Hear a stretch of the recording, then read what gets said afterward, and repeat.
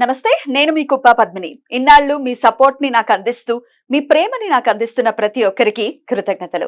ఇప్పుడు చూడబోతున్న ఈ వీడియో కూడా ఖచ్చితంగా మీకు ఉపయోగపడుతుంది.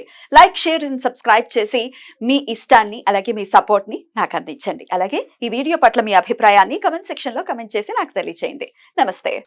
Welcome to our channel. నేను పద్మిని. ప్రస్తుతంతో పాటు ప్రముఖ ఆధ్యాత్మికవేత్త, ప్రముఖ న్యూమరాలజిస్ట్ లక్ష్మీ నరసింహస్వామి ఉపాసకురాలు శ్రీమతి స్రవంతి గారు మనతో పాటు ఉన్నారు. మాట్లాడదాం. నమస్తే అక్క.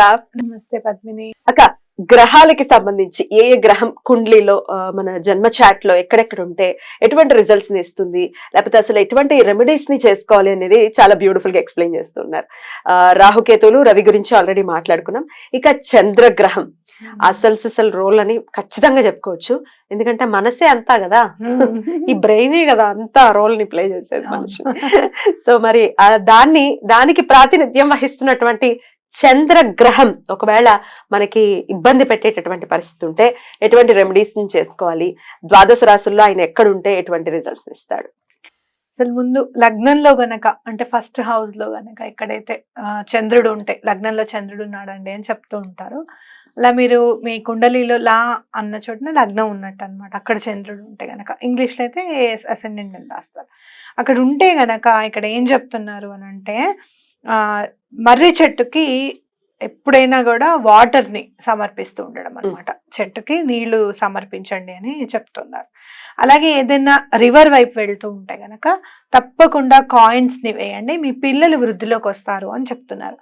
అలాగే వాటర్ని ఎప్పుడు కూడా గాజు గ్లాసులు ఎక్కువగా తాగొద్దని చెప్తున్నారు. సిల్వర్ దాంట్లోనే ఉపయోగించండి, గాజు గ్లాసులు అవి ఉపయోగించద్దు అని చెప్తున్నారు. అలాగే ఒకవేళ గనక సెకండ్ హౌస్ లో ఉంటే గనక ఎక్కడ కూడా ఇండ్లల్లో గుళ్ళు పెట్టుకుంటారు కొంతమంది, గుడిలాగా కట్టుకుంటారు ఇంట్లో. అలా కట్టుకోకూడదుట వీళ్ళు. ఎందుకు అనంటే మగపిల్లలు ఎవరు పుట్టకుండా ఉంటారు అలా గుడి ఉంటే గనక ఇంట్లో అని చెప్పి చెప్తున్నారు. అలాగే సిల్వర్ గాని, రైస్ గాని ఏవైనా కూడా అవన్నీ కూడా దానం చేస్తే గనక చాలా మంచిది అని చెప్తున్నారు. అలాగే గ్రీన్ కలర్ క్లోత్స్ ఏమైనా ఉంటే గనక, గ్రీన్ కలర్ బ్లౌజ్ పీసులు తీసుకునైనా సరే కంటిన్యూగా ఒక చిన్న పిల్లలకి సమర్పిస్తూ ఉండండి. 43 days కంటిన్యూగా చేస్తే ఇది చాలా మంచిది అని చెప్తున్నారు. అలాగే మూన్ కి సంబంధించినవి ఏవైనా కూడా అంటే చిన్న పీస్, స్క్వేర్ పీస్ చక్కగా చతురస్రాకారంలో ఉన్న బిళ్ళని తీసుకొని ఇంట్లో పెట్టుకుంటే సిల్వర్ది చాలా మంచిది అని చెప్తున్నారు, ఇంటిలిపాదికి కూడా. అలాగే ఇప్పుడు ఒకవేళ మూడో హౌస్ లో, థర్డ్ హౌస్ లో గనక మూన్ చంద్రుడు ఉంటే ఏంటి అంటే డొనేషన్ చేయండి. సిల్వర్ కానీ, రైస్ కానీ ఏవైనా కూడా డొనేట్ చేయమంటున్నారు. అయితే ఇక్కడ ఏమంటున్నారు అంటే, మీకు వీళ్ళకి ఆడపిల్ల పుడితేనేమో రైస్ కానీ, సిల్వర్ అని చంద్రుడికి సంబంధించినవి దానం చేయమంటున్నారు. మగపిల్లవాడు పుడితే గనక గోధుమలు దానం చేయండి అని చెప్తున్నారు. ఒకవేళ ఇప్పటిదాకా మీరు పిల్లలు పుట్టి కూడా చాలా రోజులైంది, ఇప్పుడు మీరు చూసుకున్నారు, మీకు మూడో హౌస్ లో మూన్ ఉన్నారు, ఇప్పుడు ఆ పని చేయొచ్చు అనమాట. అలాగే డు నాట్ అంటే మీ పిల్లలు గనక ఉద్యోగం చేస్తే వాళ్ళ దగ్గర నుంచి, ఆడపిల్లలు గనక ఉద్యోగం చేస్తే వాళ్ళ దగ్గర నుంచి ₹1 కూడా ఆశించకండి అని చెప్తున్నారు. ఓకే. అలాగే ఒకవేళ మీ 8వ ఇంట్లో గనక ఏదైనా మాల్ఫిక్ ఎఫెక్ట్ ఇచ్చే రాహు గాని అట్లా ఏమైనా వేరే వేరే గ్రహాలు ఏమన్నా ఉంటే గనక ఎప్పుడు కూడా ఇంటికి వచ్చిన గెస్ట్లను బాగా చూసుకోవాలట.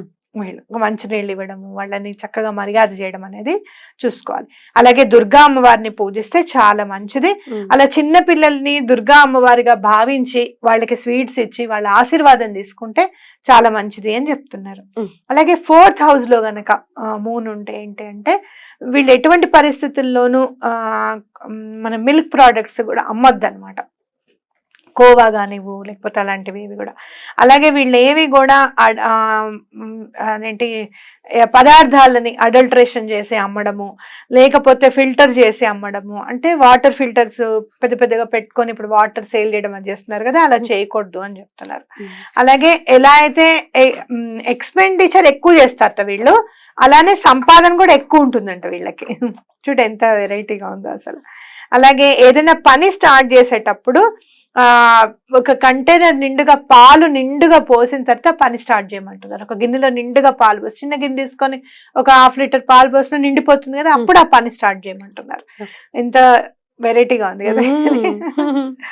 అలాగే ఏదైనా సరే గురువుకు సంబంధించింది దోషాలు ఏమన్నా పోవాలి అంటే కూడా వీళ్ళు గ్రాండ్ ఫాదర్స్ ని అలాగే పితృదేవతల్ని అంటే గతించిన వాళ్ళని ఎప్పుడు కూడా గుర్తు పెట్టుకోవడం, వాళ్ళ కోసం ఏమైనా చేయడం అనేది చాలా మంచిది. అలాగే ఇప్పుడు మాట్లాడుకుంటున్నా మనం 5th హౌస్ దాకా వచ్చేసాం అప్పుడే. ఓకే, అదుపులో పెట్టుకోవాలి నోటిని. ఎటువంటి అబ్యూజివ్ లాంగ్వేజ్ ఎప్పుడు కూడా యూజ్ చేయకూడదు, ఎవరిని కూడా పిచ్చి భాషతో తిట్టకూడదు, మంచిగా ఉండాలి, చక్కగా మాట్లాడాలి. అలాగే లాభం గురించి ఎప్పుడు కూడా అంటే ఎప్పుడు కూడా కొంతమంది ఏంటంటే స్వార్థం గురించి చూస్తూ ఉంటారు. అలాంటి పరిస్థితులు ఎప్పుడు కూడా స్వార్థం గురించి ఆలోచించకూడదు. అలాగే లోభత్వం ఉండకూడదు అనమాట, అంటే పిసినారత్వం ఉండకూడదు. అలాగే వేరే వాళ్ళని ఎప్పుడు కూడా హాని చేయొద్దు, అస్సలు కూడా మీ వల్ల ఎవరికి హాని కలగద్దు. అలాగే ఎవరిదన్నా వేరే వాళ్ళ సలహా గనక తీసుకుంటే గనక మంచి రిజల్ట్స్ వస్తాయంట వీళ్ళకి. పక్క వాళ్ళ సలహాలు వీళ్ళు తప్పకుండా పాటించవచ్చు. అలాగే పబ్లిక్ ఇన్కమ్ ఎటువంటి పరిస్థితుల్లోనూ సర్వీస్ ఓరియంటెడ్ వ్యాపారాలు ఉంటాయి చూసా, అవి కూడా వీళ్ళకి బాగా కలిసి వస్తుంది. అలాగే 6th హౌస్ లో ఉంటాయి గనక ఎప్పుడు కూడా తండ్రికి ఒక గ్లాస్ లో పాలు తీసుకొని మీ చేతుల మీదుగా ఇవ్వండి, నాన్న తాగమని చెప్పి. ఒకవేళ ఆయన తాగకపోతే ఇన్నన్న ఇవ్వండి, చిన్న గ్లాస్ పెట్టుకొని అవి ఇవ్వండి. లేదు అంటే గనక రాత్రిపూట ఎటువంటి పరిస్థితుల్లోనూ వీళ్ళు పాలు తాగకూడదు. అలాగే డే టైంలో గనక తీసుకోకుండా ఉండడం మంచిది. అలాగే కర్డ్ అవి పెరుగు అవి కూడా వీళ్ళు రాత్రిపూట తినకుండా ఉండాలన్నమాట. అలాగే డొనేషన్ రూపంలో ఎప్పుడు కూడా పాలు ఇవ్వకండి, కానీ భగవంతుడికి మాత్రం సమర్పించవచ్చు. అలాగే ఎక్కడన్నా మీకు ఇబ్బందిగా ఉంటే కనుక మీరు దండం పెట్టుకోండి. ఎక్కడన్నా బావి తవ్విస్తాం, ఇప్పుడంటే బావులు లేవు కాబట్టి మోటార్ వేయిస్తాను బలానా ప్లేస్ లో, ఎక్కడన్నా చారిటబుల్ వాటికి అని చెప్పి దండం పెట్టుకోండి, తప్పకుండా ఆ పనులు అయిపోతాయి అనమాట. పెద్ద ఎత్తున ఏమైనా పనులు ఉంటే కనుక అలా దండం పెట్టుకోండి. అలాగే 7th హౌస్ లో ఉంటే గనక 24వ సంవత్సరంలో ఎటువంటి పరిస్థితుల్లోనూ వీళ్ళు పెళ్లి చేసుకోకూడదు. అలాగే తల్లిని ఎప్పుడు సంతోష పెడుతూ ఉండాలి. అలాగే వీళ్ళు ఎప్పుడు కూడా పాలు పెరుగు అమ్ముకోకూడదు. అలాగే కోవా ఎప్పుడు కూడా వీళ్ళ చేతులతో వీళ్ళు తయారు చేయకూడదు. అలాగే పెళ్ళైనప్పుడు మీరు తప్పకుండా బంగారంతో పాటు వెండి కూడా ఇవ్వమని చెప్పి అడగాలన్నమాట. అయితే ఇక్కడ ఏమంటున్నారు అని అంటే బియ్యం కూడా తీసుకొచ్చుకోండి, పాలు కూడా తీసుకొచ్చుకోండి, కొంచెం ఎక్కువ మొత్తంలో వాళ్ళ తల్లిదండ్రులు పిల్లకి ఎక్కువ ఇస్తే మంచిది అని చెప్తున్నారు అనమాట. అలాగే 8వ ఇంట్లో గనక చంద్రుడు ఉంటే గనక ఎటువంటి పరిస్థితుల్లోనే గ్యాంబ్లింగ్ ఫ్లర్టింగ్ కి వెళ్ళకూడదు. అంటే అమ్మాయిల్ని ఏడిపించడం కానీ వాళ్ళని మోసం చేయడం కానీ, ఏదైనా గ్యాంబ్లింగ్ కోసం వెళ్ళి డబ్బులు దాంట్లో వాడదాం దీంట్లో చేద్దాం అనేది అస్సలు చేయకూడదు. అలాగే యాన్సిస్టర్స్ ని పితృదేవతలను చక్కగా గుర్తుపెట్టుకొని వాళ్ళకి అన్ని చెయ్యాలి. అలాగే ఎక్కడ కూడా బావిని కప్పేసేసి ఇళ్ళు కడుతూ ఉంటారు, అలాంటి ఇళ్ళు తీసుకోకూడదు. అలాగే పెద్దవాళ్ళ దగ్గర నుంచి చిన్న పిల్లల దగ్గర నుంచి కూడా వాళ్ళకి ఏదైనా చాక్లెట్ ఇచ్చి వాళ్ళ ఆశీర్వాదం తీసుకోవాలి చూడు. అలాగే ఎక్కడి నుంచన్నా అంటే మీరు చూస్తే గనక ఈ గ్రేవ్ యార్డ్స్ ఉంటాయి కదా, ఎక్కడి నుంచి కూడా వాటర్ తెచ్చుకోవడం అలాంటివి ఏవి చేయకూడదు. అలాగే ఎప్పుడు కూడా పప్పులకు సంబంధించి మినపప్పు కానివ్వు, ఏవైనా కందిపప్పు కానివ్వు, ఇలాంటివి గుళ్ళో దానం ఇస్తూ ఉంటారు. అలాగే ఇక్కడ కూడా వీళ్ళు కూడా సిల్వర్ ఏదంటే స్క్వేర్ షేప్ లో సిల్వర్ బిళ్ళ తెచ్చుకొని ఇంట్లో పెట్టుకోవడం అనేది చాలా మంచిది. అలాగే పని వాళ్ళకి మిల్క్ అందిస్తే పాలు ప్యాకెట్ ఎప్పుడన్నా నెలలో ఒక్కసారి పాలు ప్యాకెట్ మీ ఇంట్లో పని వాళ్ళకి ఇచ్చేసేయండి. అలాగే పాము పుట్లో గనక పాలు పోస్తే చాలా మంచిది. అలాగే బియ్యపు గింజలు తీసుకెళ్ళి ఏదైనా చెరువుల్లో వేస్తే నదుల్లో వేసిన చేపలకి ఆహారంగా ఉంటుంది, అది కూడా వీళ్ళకి చాలా మంచిది అనమాట. ఇప్పుడు 10th హౌస్ చూస్తే గనక గుళ్ళకి వెళ్ళడం చాలా మంచిది. అలాగే ఏదైనా రెయిన్ వాటర్ లేకపోతే నది వాటర్ తీసుకొచ్చి ఇంట్లో పెడితే కంటిన్యూగా 15 సంవత్సరాలు పెట్టాలట అట్లా. అలాగే it will wash of all అలా ఎలాంటి పాయిజన్స్ ఉన్నా కానీ ఇంట్లో ఉన్న నెగటివ్ ఎఫెక్ట్ అంతా కూడా అది తీసేస్తుంది అని చెప్పుకోవచ్చు. ఎలా పెడతామండి 15 సంవత్సరాలు అంటే కనుక మీరు కాశీకి వెళ్తే చక్కగా ఇట్లా కవర్ చేసిన అమ్ముతారు రాగివి, అది తీసుకొచ్చుకొని ఒక 15 సంవత్సరాలు మీ ఇంట్లో పెట్టుకోండి. ఎటువంటి పరిస్థితుల్లో నెగటివ్ ఎనర్జీస్ అన్ని కూడా వెళ్ళిపోతాయి. అలాగే రాత్రిపూట పాలు తాగడం అస్సలు మంచిది కాదు, అసలు తాగకూడదు. అలాగే ఏదైనా జంతువుల్ని ఏడిపిస్తే చాలా విపరీతమైన నెగటివ్ వైబ్రేషన్స్ వస్తాయంట వీళ్ళకి, అస్సలు జంతువుల జోలికి వెళ్ళకూడదు అనమాట. అలాగే ఎటువంటి పరిస్థితుల్లోనూ నన్ను తిట్టుకుంటారేమో నాన్ వెజ్ అస్సలు తినకూడదు అంట వీళ్ళు. అలాగే వైన్ జోలికి వెళ్ళకూడదు. అలాగే అడల్టరీ ఏదైనా వాటిని కల్తీ కలపడం అలాంటి వాటి జోలికి కూడా వెళ్ళకూడదు. ఇప్పుడు 11వ ఇంట్లో గనక చంద్రుడు ఉంటే భైరవ మందిరానికి, కాలభైరవుడి గుడికి పాలు సమర్పించమని చెప్తున్నారు. లిబరల్ గా సమర్పించమంటున్నారు ఆయనకంటే 1 లీటర్, ఒక 2 లీటర్లు సమర్పించడం, ఇంకో 2 లీటర్లు గుళ్ళోనే ఇచ్చేయడం, లెక్క పెట్టుకోకుండా చెయ్యాలి. అలాగే గ్రాండ్ మదర్ పుట్టినప్పుడు వాళ్ళ ఇంట్లో ఆ గ్రాండ్స్ అన్ని చూడకూడదు అంటే ఇప్పుడు వాళ్ళ అమ్మగారు ఉన్నారనుకో, ఇతనికి కొడుకు పుట్టాడు అనుకో, ఆ 11 రోజులు చూడకూడదుట, బామ చూడకూడదుట. అలాగే heat a piece of gold in fire అంటే ఏంటంటే కొంచెం గోల్డ్ ని కొంచెం వేడి చేసిన తర్వాత ఆ గోల్డ్ ని వేడి చేసిన వెంటనే పాలల్లో ముంచమంటారు. అది తాగితే చాలా, ఆ పాలు తాగితే చాలా మంచిది. అలాగే 125 pieces of sweet peda in a river. చక్కగా మీరు ఏం చేస్తారంటే ఒక చిన్న చిన్న కోవాలా అమ్ముతారు బయట. అవును, కోవా ఇంట్లో మీరు ఎక్కడైనా చేయించుకున్నా కూడా ఇట్లా చిన్న చిన్న ఉండలు చేశారనుకోండి, అది రివర్ లో వేయమంటున్నారు. కరెక్ట్ గా 125. తప్పకుండా మీకు మంచి జరుగుతుంది. ఓకేనా? ఇప్పుడు 12th హౌస్, లాస్ట్ హౌస్ చూద్దాం. అలాగే వీళ్ళు ఏంటంటే బంగారపు చెవులకు పెట్టుకుంటే చాలా మంచిది అని చెప్తున్నారు. అలాగే ఇందాక నేను చెప్పినట్టుగానే గోల్డ్ ని కొంచెం వేడి చేసి పాలల్లో ముంచుకొని ఆ పాలు తాగితే చాలా మంచిది అని చెప్తున్నారు. అలాగే గుళ్ళకి వెళ్తే కూడా చాలా మంచిది. అంటే వ్యయంలో ఉన్నట్టు కదా, గుళ్ళకి ఎప్పుడు కూడా వెళ్ళడం అనేది చాలా మంచిది. మిల్క్ ఎటువంటి పరిస్థితుల్లోనూ సాధువులకి గాని లేదు అంటే గనక ఫుడ్ ఇచ్చేటప్పుడు కానీ ఇక్కడ దానం చేయకూడదుట వీళ్ళు, అసలు పాలని దానమే చేయకూడదు.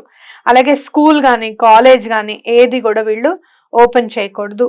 పిల్లలకి ఏమీ హెల్ప్ చేయకూడదు. వీళ్ళు ఏం చేసినా పెద్దవాళ్ళకి, మామూలుగా వయసు ఉన్న వాళ్ళకి కానీ సాధువులకి అలాగే పిల్లలకి వీళ్ళ నుంచి ఏ దాన ధర్మాలు అందకూడదు అని చెప్తున్నారు. ఎందుకంటే జయంలో చంద్రుడు ఉన్నాడు కాబట్టి ఈ పనికి వీళ్ళు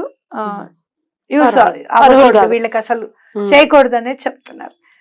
ఎటువంటి పరిస్థితుల్లో ఆ పని చేయకండి. బ్యూటిఫుల్ అక్క. ఏ హౌస్ లో ఉంటే ఏం చేసుకోవచ్చు అనేది ఖచ్చితంగా చెప్తున్నారు. కాబట్టి అంటే ఒక్కొక్కసారి అందులో ఇప్పుడు పంచమ స్థానం మంచి స్థానం, నవమ స్థానం మంచి స్థానం, అక్కడ బాగానే ఉంటారు కదండి అనుకుంటే ఒక్కొక్కసారి ఇబ్బందులు కూడా వచ్చే పరిస్థితి ఉంటుంది. అప్పుడు ఇట్లాంటి స్మార్ట్ రెమెడీస్ ని అనుసరించి డెఫినెట్ గా చంద్ర భగవానుడి యొక్క అనుగ్రహాన్ని పొందితే గనక అబ్బా ఎవరైనా కోరుకునేది ప్రశాంతంగా ఉండడమే కదా, ప్రశాంతంగా నిద్ర పట్టడమే. అవును, అదే లోపిస్తోంది వాళ్ళ రేపు. అలాంటిది లేకుండా ఆయన అనుగ్రహం ఉండాలని. రైట్ అక్క. అయితే చంద్ర భగవానుడు గనక ఒకవేళ ఇట్లా రెమెడీస్ చేస్తున్నా వర్కౌట్ అవ్వట్లేదంటే హీలింగ్ కూడా చేస్తూ ఉంటారు మీరు. హీలింగ్ ఏమైనా వర్కౌట్ అవుతుందా? జనరల్ గా మనం మూన్ సరిగ్గా లేదు అని అనుకున్నప్పుడు డిప్రెషన్ లోకి వెళ్తూ ఉంటారు చాలా.